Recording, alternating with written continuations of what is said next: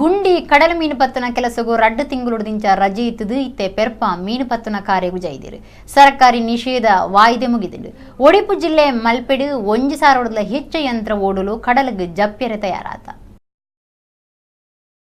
ಕಡಲಡು ಮೀನು ಪತ್ತನ ಸಾಹಸದ ಬೇಲೆ ಮಲ್ಪುನಕ್ಲು ಸರ್ಕಾರಿ ನಿಷೇಧ ಮೀನುಗಾರಿಕೆ ರಜೆಡ್ದು ಬೊಕ್ಕ ಕಡಲಗೆ ಪಿರಜೈದಿರು ಒಡಿಪು ಜಿಲ್ಲೆದ ಮಲ್ಪೆಡು 1,000 ಹೆಚ್ಚ ಯಂತ್ರ ಓಡಲು ಕಡಲಗೆ ಜಪ್ಯರೆ ತಯಾರಾತ ಓಡ ರಿಪೇರಿ ಮೀನು ಬಲೆ ಕಟ್ಟುನ ರಿಪೇರಿ ಅಗತ್ಯ ಸಾಧನಗಳಿನ ಪೂರ ಜಮೆ ಮಲ್ತದೀತಿರು ಮೀನು ಪತ್ತಿರ ಇಜ್ಜಂದನ ಪೂರ್ತುಡು ಮಾರ್ಕೆಟ್ ಲೆಡು ಅಪಗಪಗದ ಮೀನುದ ಅಂತೆ ಏಪದ ಐಸಿಡು ದೀತನ ಪರ ಊರುಲೆಡ್ದು ಬತ್ತನ ಮೀನುಲೇನು ಮಾರೊಂದಿತ್ತಿರು ಮೀನು ಕಮ್ಮಿ ಕಾಸು ಹೆಚ್ಚ ಅಂಚಿನ ಸ್ಥಿತಿಗತಿ ಇತ್ತದು ಪಿರಿಯಪೋದು ಅಗ್ಗ ಆಪುನ ಕಾಲ ಬೈದಂಡು 50,000 ಹೆಚ್ಚ ಜನಕ್ಲು ಮೀನ್ದ ಬೇಲೆಡು ಉಳ್ಳೇರು ಗುಂಡಿ ಕಡಲ ಮೀನು ಪತ್ತನ ಸಾಸದ ಬೇಲೆ ಶುರುವಾವೊಂದುಂಡು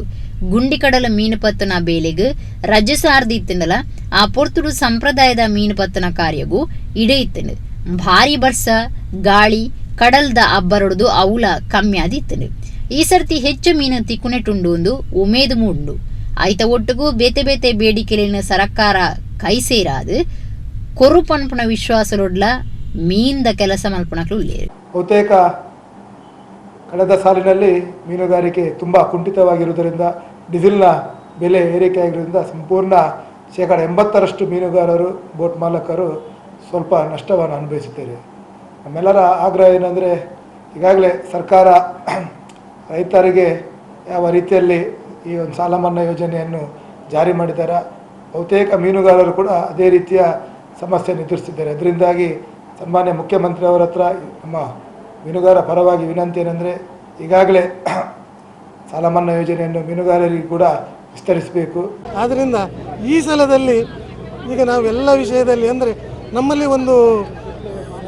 ಇದು ವಿಶೇಷ ಉಂಟು. ಏನಂದರೆ ಮೀನುಗಾರಿಕೆ ಹೋಗುವಾಗ ಬೇರೆ ದೇವರುಗಳಲ್ಲಿ ಪ್ರಾರ್ಥನೆ ಮಾಡಿ ಬೇರೆ ಸಂಪ್ರದಾಯಗಳಲ್ಲಿ ಹೊಂದಿಕೊಂಡು ನಮ್ಮ ಒಂದು ಐಕ್ಯಮತವನ್ನು ಸಾಧಿಸಿದಾಗ ಸಮುದ್ರ ದೇವತೆ ಒಲಿತಾಳೆ ಅಂತ ಹೇಳೋದು ಒಂದು ನಿಯಮ. ಆದ್ದರಿಂದ ಈ ರೀತಿಯಲ್ಲಿ ಒಂದು ಸಾಂಪ್ರದಾಯಿಕ ಮೀನುಗಾರಿಕೆ ಹೋಗ್ತಾ ಇದ್ದೇವೆ. ಎಲ್ಲರೂ ಒಮ್ಮತದಿಂದ ಒಂದು ನಿರ್ಣಯಕ್ಕೆ ಬಂದಿದ್ದಾರೆ. ಸರ್ಕಾರದ ಆದೇಶವು ಬೇರೆ ಒಂದು ಕಾನೂನನ್ನು ಸರ್ಕಾರ ತರ್ತದೆ, ಅದರ ನಿಯಮಾವಳಿ, ಅದರ ಅನುಷ್ಠಾನ, ಅದರ ಪ್ರತಿಪಾದನೆ ಅಂತ ಹೇಳಿದರೆ ಅದು ಮೀನುಗಾರರಿಗೆ ಒಂದೊಂದು ರೀತಿಯಲ್ಲಿ ಅಡ್ವಾಂಟೇಜಸ್ ಆಗ್ಬೋದು, ಹಾಗೆ ಡಿಸ್ಅಡ್ವಾಂಟೇಜಸ್ಸು ಇದೆ.